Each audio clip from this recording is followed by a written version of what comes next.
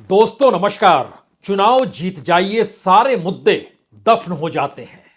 चाहे वो कॉरपोरेट का मुद्दा हो, चाहे महंगाई का मुद्दा हो, चाहे बेरोजगारी का मुद्दा हो, चाहे किसान मजदूरों का ही मुद्दा क्यों ना हो, लेकिन चुनाव जीतने का हुनर आपको आना चाहिए।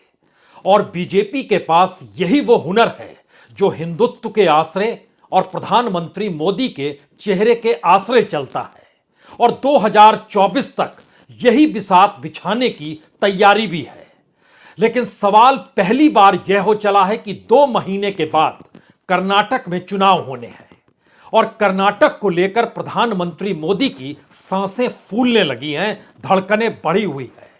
इसी बरस यानी जनवरी और फरवरी में एक दो नहीं बल्कि 5 बार वो कर्नाटक घूम कर आ गए।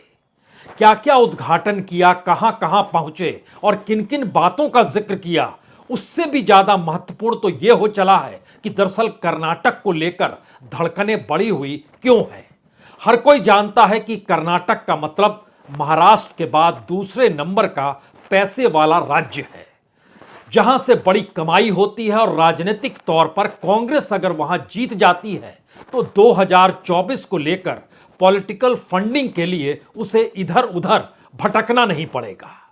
प्रधानमंत्री इस बात को बाखूबी जानते हैं कर्नाटक उनके लिए कितना अहम है। दूसरी बात, कर्नाटक को लेकर जो प्रयोग दक्षिण भारत में वह केरल में नहीं कर पाए, तमिलनाडु में नहीं कर पाए, आंध्र प्रदेश में नहीं कर पाए, तेलंगाना में नहीं कर पाए, वह प्रयोग कर्नाटक के भीतर हुआ है। और अगर 2018 के चुनाव में भी प्रधानमंत्री की यात्राओं को देखिए तो वह लगभग चुनाव के वक्त में 20 रैलियां कर चुके थे, 6 दिन वहीं पर थे। लेकिन सवाल है कि उससे पहले कर्नाटक को लेकर अब की स्थिति तब नहीं थी। अब ऐसी कौन सी स्थिति है जिसमें प्रधानमंत्री की धड़कनें बढ़ चुकी हैं और एक के बाद एक यात्रा कर रहे हैं। मसला सिर्फ कांग्रेस की जीत या पॉलिटिकल फंडिंग का उनके करीब पहुंचने भर का भी नहीं है।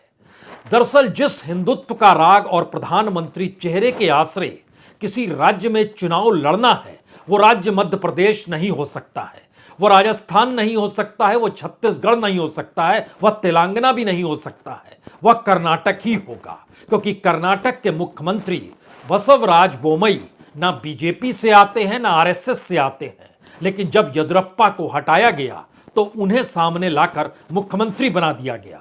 आरएसएस से पूछा भी नहीं गया, आरएसएस भी दुखी हो गई और बीजेपी भी दुखी हो गई और येदियुरप्पा भी दुखी हो गए। यहां तक कि येदियुरप्पा के बेटे तक को महत्ता नहीं दी गई। और अब चुनाव 2 महीने बाद होने हैं। मई में नई सरकार होगी।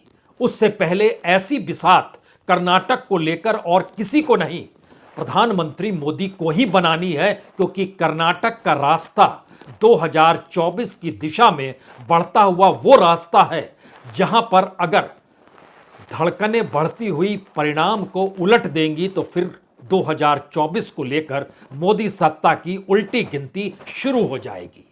यह एक बड़ा परसेप्शन है उसके बाद विधानसभा चुनाव को लेकर भी, और उससे भी बड़ा परसेप्शन 2024 के लोकसभा चुनाव को लेकर भी है।